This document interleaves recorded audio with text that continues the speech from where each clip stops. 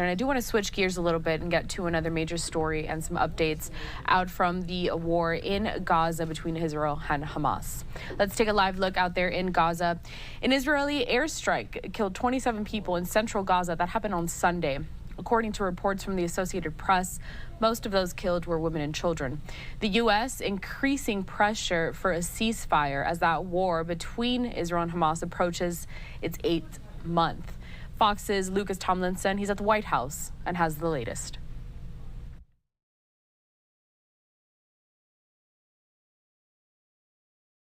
Smoke rising over the Gaza Strip Sunday after an Israeli airstrike reportedly killed at least 27 people, mostly women and children. In Jerusalem, White House National Security Advisor Jake Sullivan met with Israeli Prime Minister Benjamin Netanyahu, part of a new push to secure a ceasefire deal in Gaza. It's a humanitarian crisis in Gaza.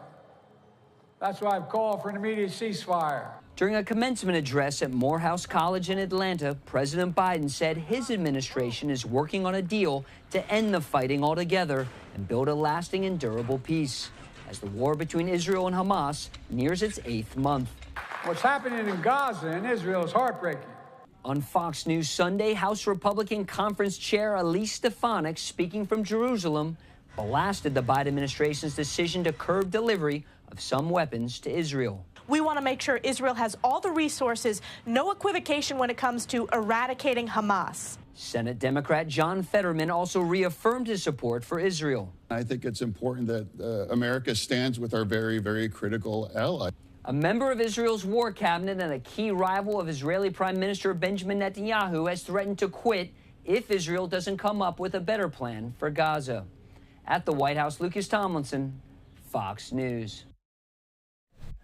Thank you, Lucas Tomlinson, for that report. I'd like to bring into the conversation now David Daoud, a senior fellow over at the Foundation for Defense of Democracies. David, thank you for joining us this late in the evening, usually on in the mornings. But I do kind of want to touch on, to start with, what was reiterated at the end of that package. So Benny Gantz, a popular centrist member in Israel's war cabinet, he's threatened to resign if Israel does not come with a plan post-war in Gaza within the next 3 weeks. This is a big ask. We're entering the 8th month. Still no plan has been laid out. Is this even possible? And what would happen if Gantz does decide to leave? Look, I think there are critical holdouts when it comes to the Israeli operation in Gaza. This is not a finished war.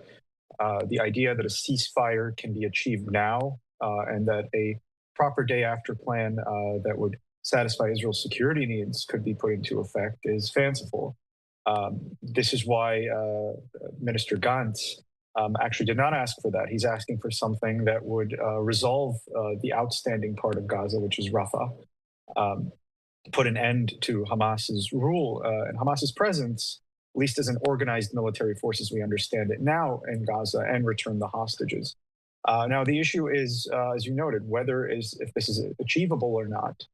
The holdout on Rafah has not necessarily been an Israeli internal decision. It's been one that is coming as a result of pressure from the Biden administration on the Israelis. The Biden administration is saying that they don't want a major operation in Rafah. That's why Jake Sullivan's in Israel. He's there to dissuade the Israeli prime minister from launching a major operation in Rafah. And the statement, or at least the line that the Biden administration has been adopting so far, is that they have not seen enough from the Israelis to protect civilians remaining in Rafah. Meanwhile, what we've seen over the past few days from the Israelis, they've moved out estimates somewhere upward of 350,000, 450,000 civilians from Rafah. So part of the holdup is external. This could also be pressure from Minister Gantz on Prime Minister Netanyahu to actually offer the Biden administration something concrete for the day after to allow the operation in Rafah to proceed. It could also be intended to increase pressure on Prime Minister Netanyahu from within, just as Defense Minister Gallant did a couple of days ago, perhaps to subdue the right flank of not the war cabinet, but of his governing coalition, which has caused so much headache for the Israelis throughout this war. So there could be kind of that internal political dynamic going on. Whether this is achievable or not, whether Prime Minister Netanyahu can deliver by the June 8th deadline that Gantz offered remains to be seen. But this is what Gantz has put on the table. If he decides to go through with his threat and withdraw from the war cabinet, this emergency national unity government, it wouldn't tank Prime Minister Netanyahu's coalition. Prime Minister Netanyahu doesn't need the numbers, the MKs that Gantz brings to the table to remain in power. But this could increase international pressure on the Netanyahu government, on Israel as a result, if the Netanyahu government or Prime Minister Netanyahu is perceived then as having lost all moderate or centrist support.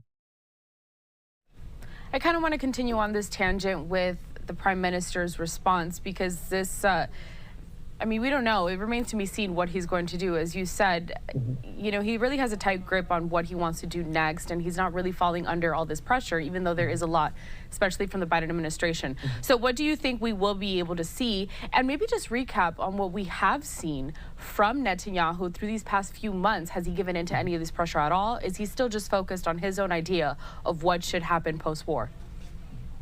Well, we don't exactly have an idea of what will happen post-war, according to Prime Minister Netanyahu. We understand that he doesn't want Hamas to be in power, which is something that I would say any prime minister from any party, from any part of the political spectrum would want. I think the idea that Hamas can continue to rule in Gaza is a non-starter to any Israeli leader. The question is, what does he want as an alternative? And here, actually, he and Gantz seem to be in agreement in the sense that Prime Minister Netanyahu has expressed his distrust of a potential Palestinian Authority, resumption of Palestinian Authority rule in the Gaza Strip, even a so-called revitalized or a reformed Palestinian Authority. Minister Gantz put kind of a pun on this, saying no Hamas, no Abbas, which is essentially the same thing. And Prime Minister Netanyahu tried to split hairs by, well, what do you mean by this? I think they're in agreement, but precisely what will come into effect is less clear.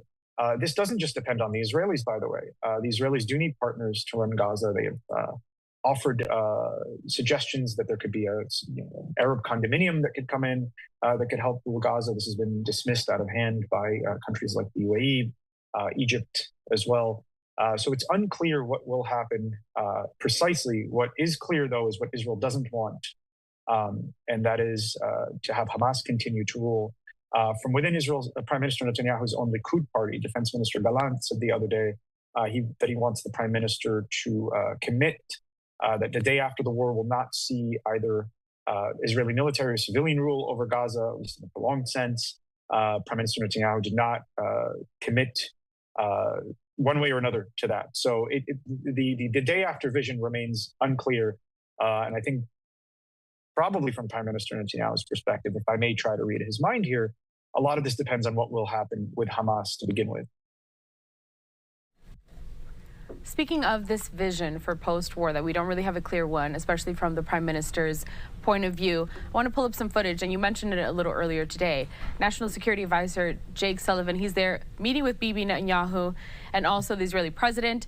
They discussed a plan, an ambitious one from the United States, and calling on Saudi Arabia to recognize Israel and to help the Palestinian Authority govern Gaza. Now, this seems like a plan for everyone to have it all, so to speak. Because we don't know the Prime Minister's vision, how do you think this meeting went?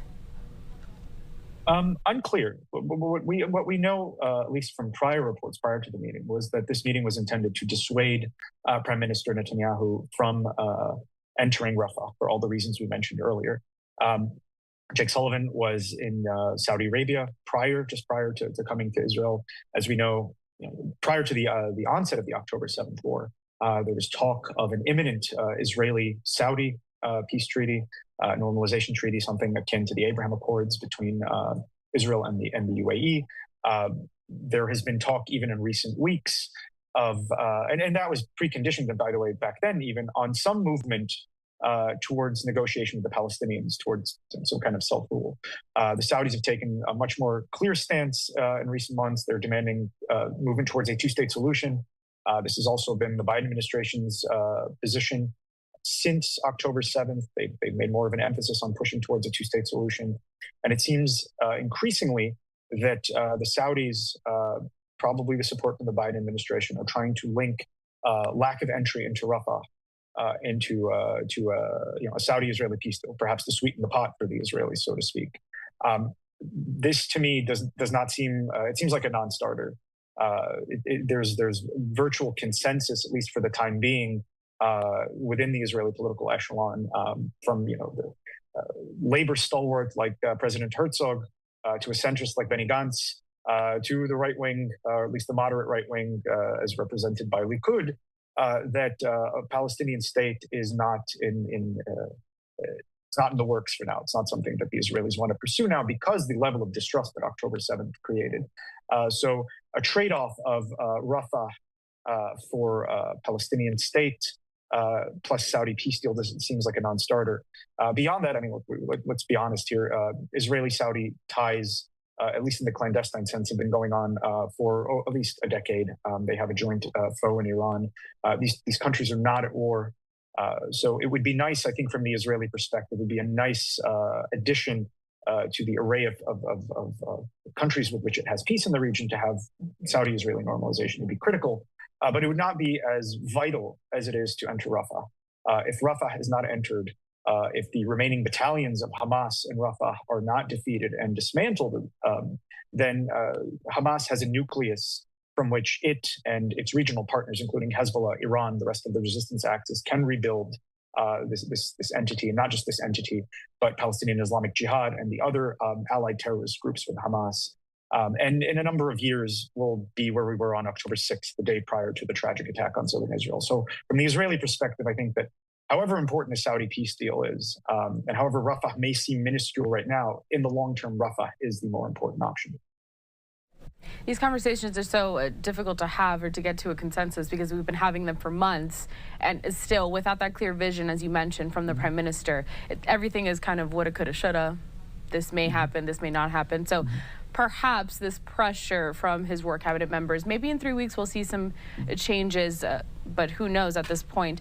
David, before I let you go, I do want to get a little comment from the other top news today. You did mention Iran in this last answer, and I'm sure you've heard the Iranian president involved in a helicopter crash right now. Search and rescue efforts still happening. We're still waiting for concrete evidence and details on what exactly the status of that is yet. But can you tell us a little bit about this shakeup in the international community, especially given this war that's still ongoing?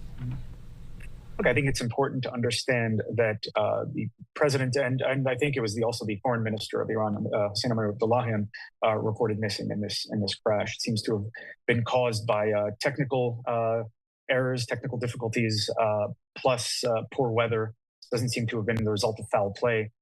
In terms of the impact of, assuming these two figures in the Iranian regime have been killed, which is still an assumption, this won't necessarily have an impact on Iran's regional posture. That is not set by the president or the foreign minister. That is set by the supreme leader. So if we're expecting kind of given that President Ibrahim Raisi is known to be a hardliner, that perhaps a more soft-toned successor will somehow also change Iran's regional posture and limit or reverse Iran's regional adventurism. Take Iran from an actor that has been sowing discord and chaos in the region now since the rise of the Islamic Revolution in 1979 to an actor that takes a more stabilizing role in the region. I wouldn't bet on that. Again, that all depends on the supreme leader himself, who sets overall policy. And there's still a large state apparatus that still has the revolutionary mindset that whatever happens with the president remains in power. David Daoud, Senior Fellow, Foundation for Defense of Democracies. We always appreciate your time here at Live Now from Fox. You've joined us before. We hope to have you again soon. Perhaps in the next 3 weeks, we get more of a clear vision of what the future can look like. Thank you. It's absolutely my pleasure.